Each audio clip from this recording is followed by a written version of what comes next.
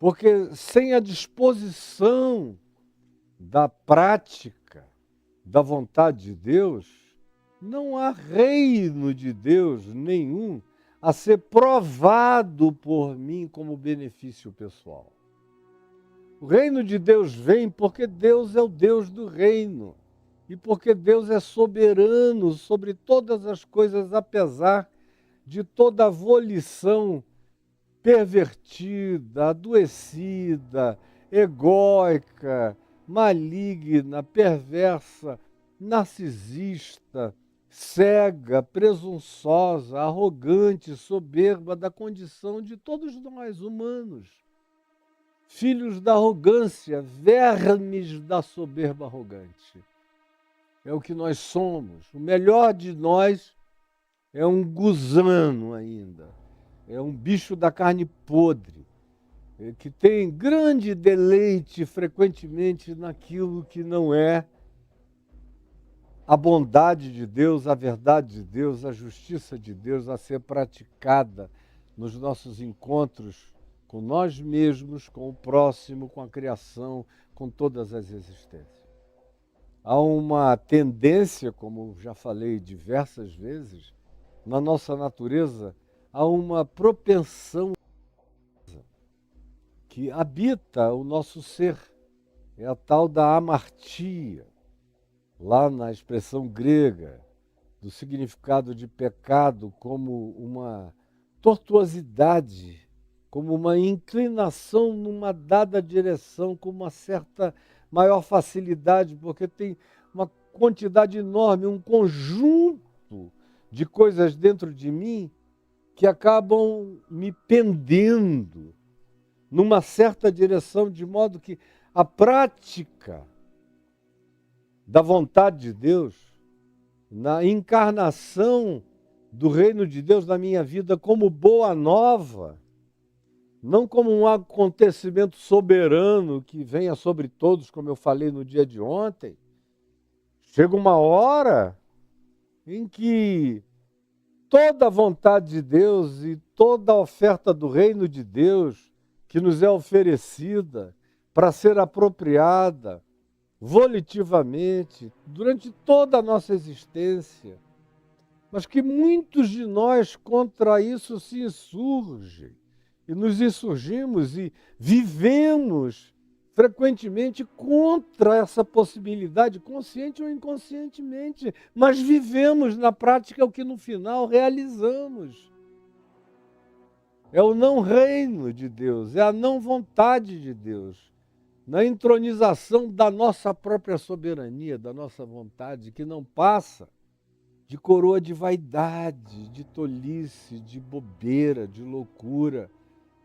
Eu fico feliz quando eu vejo que pelo menos para algumas pessoas, o tempo, o envelhecimento, o acumulado de experiências, as dores ou os aprendizados que remetem à gratidão podem gerar transformações de consciência, podem, em alguns, aumentar a lucidez, podem melhorar algumas pessoas, como eu vejo muita gente que eu conheço desde a minha juventude, e que foram melhorando, foram se aposentando das tolices, das vaidades, das torpezas celebradas, das arrogâncias tratadas como coroa de glória pelo indivíduo mais cego que a cegueira, mas mais presunçoso que a presunção. E aí me dá alegria quando eu vejo que o tempo não passou em vão para algumas dessas pessoas, onde é nítido o processo de aposentadoria da vaidade, da vanidade, da futilidade, da tolice, e uma apropriação cada vez maior e crescente das coisas pelas quais a vida vale a pena e que são as únicas que justificam o sentido da existência. Mas tem muita gente que nem o tempo, que nenhuma aprendizagem, que nenhuma dor, que nenhuma experiência traz a elas qualquer forma de luz, e se traz, elas fecham os olhos deliberadamente e chamam a iluminação de ofuscamento, ao invés de uma graça de clarificação do caminho. Infelizmente, a maior parte da humanidade fecha os olhos, vira a cara, vira o rosto. Por isso é que o processo de maturação, de envelhecimento, que deveria melhorar todo mundo, não melhora a todos, mas somente alguns. E a gente vê alguns outros que vão ficando mais idosos e vão ficando piores, mais maníacos, mais tomados de pequenas taras pessoais, mais cultuadores dos seus hábitos adoecidos e perversos, como sendo virtudes pessoais a não serem tocadas nem mudadas. É o tal da filosofia da Gabriela Cravo e Canela: eu nasci assim, vou viver assim, vou morrer assim, sempre eu mesmo, sempre Gabriela. Quando é uma coisa boa, amém, aleluia. Mas infelizmente, na maioria das vezes,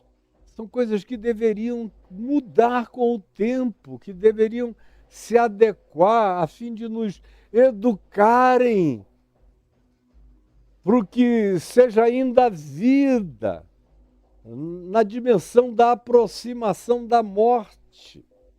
que não vai matar a ninguém que de fato se deixe possuir por consciência de transcendência e significado espiritual.